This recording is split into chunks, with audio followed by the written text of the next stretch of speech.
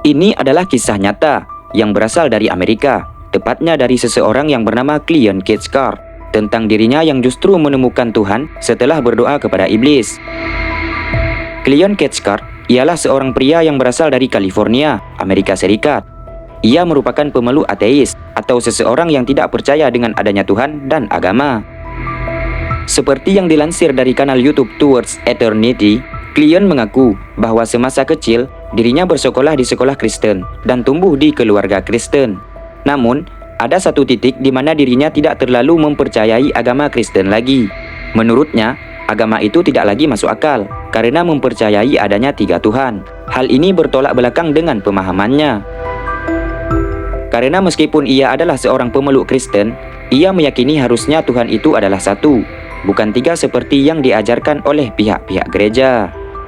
Menurutnya, sangat tidak masuk akal jika Tuhan menciptakan dirinya dalam bentuk manusia, sehingga dia dapat dibunuh agar manusia yang lain mendapatkan ampunan.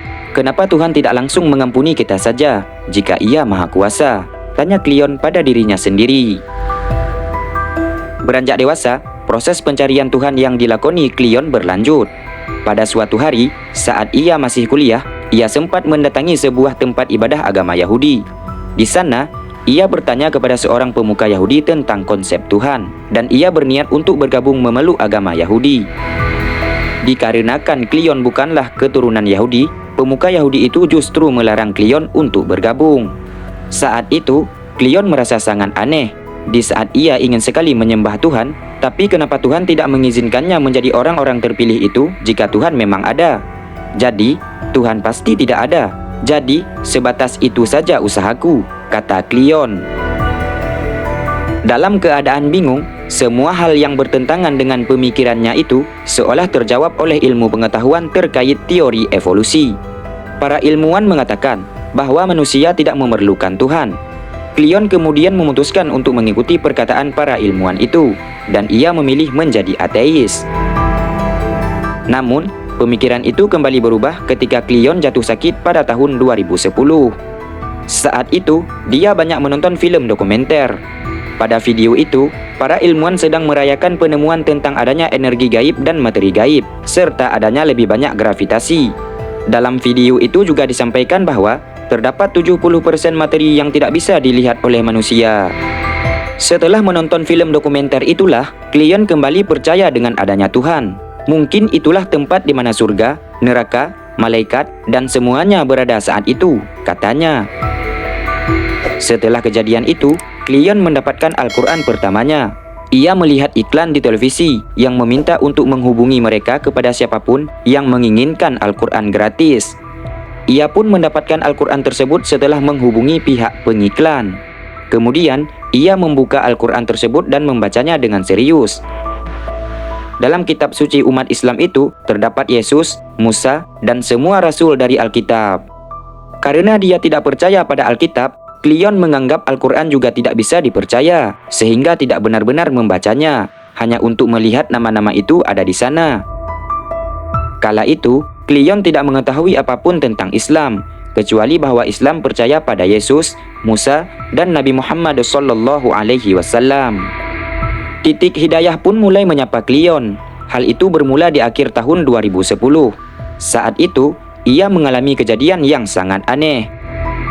Ia mengungkapkan, "Bagiku, aku memahami bahwa Tuhan itu memang benar adanya. Karena itu aku merasa jika Tuhan itu nyata dan iblis itu nyata, maka surga dan neraka juga nyata," tutur Cleon. Dikarenakan tidak mau masuk neraka, kemudian Cleon memutuskan untuk mencari tahu siapa Tuhan. Dia membaca sebuah kalimat dari sebuah buku yang berjudul Moral dan Dogma, yang ditulis oleh Pick. Di dalam buku itu dituliskan bahwa Lucifer adalah Tuhan, namun sayangnya Adonai juga Tuhan. Lalu Cleon berkata, "Aku tahu siapa Lucifer, dan aku tidak mau menjadi pengikutnya.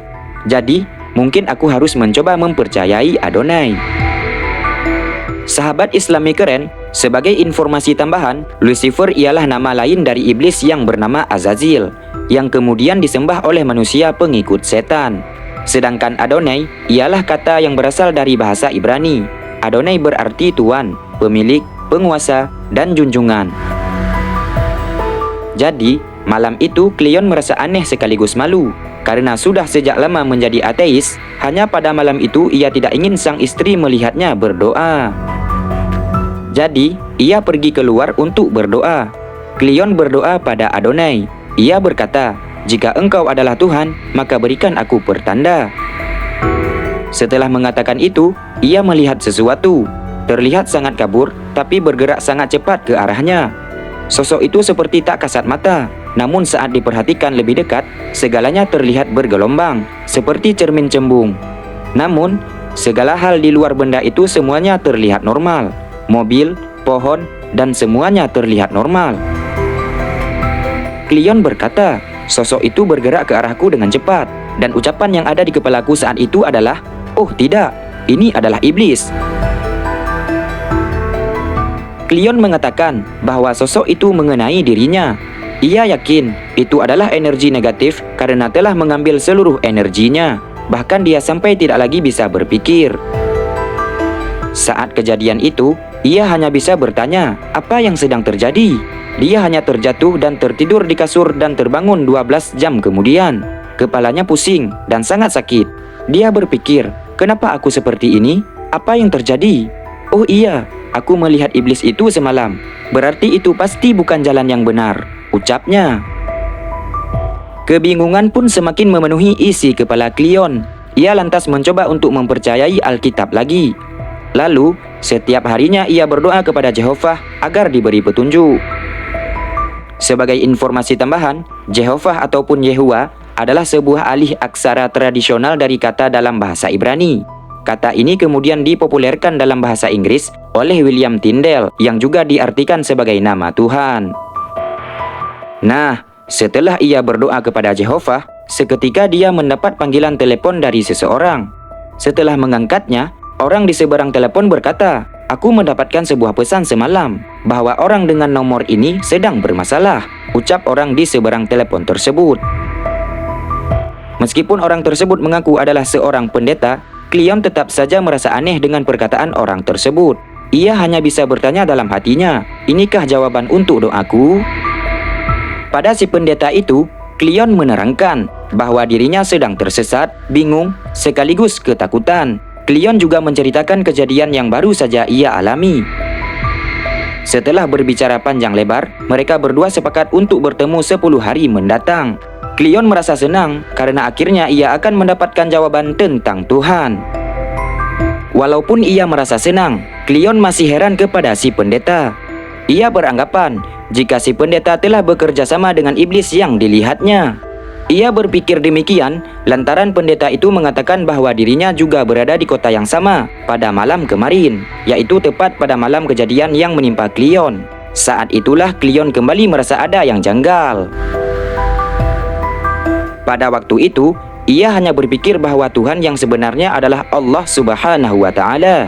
Namun, pada saat yang sama, semua propaganda 9/11 dan gagasan tentang Allah adalah dewa bulan secara alam bawah sadar masih ada di benak Cleon, sehingga ia takut untuk berdoa kepada Allah.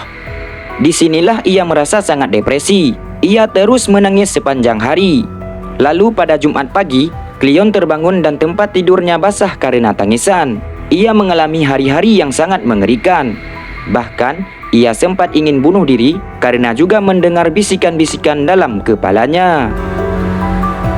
Sahabat Islami keren, setelah ia merencanakan rencana bundir itu, beruntung bagi Cleon karena ia mencoba berdoa kepada Allah sebelum melakukannya. Saat itu pukul 10 pagi pada hari Jumat. Lalu ia berdiri dan air matanya terus menetes. Cleon mengatakan, "Ya Allah, aku tersesat. Aku bingung. Aku melihat sesuatu yang tidak seharusnya dilihat oleh manusia. Aku amat sangat depresi dan rasanya ingin bunuh diri saja. Jika engkau memang Tuhan yang sebenarnya, engkau pasti mengetahuinya," kata Cleon berderai air mata. Walaupun ia merasa bingung mengapa dirinya bisa mengatakan selantang itu, ia terus memohon pertolongan kepada Allah.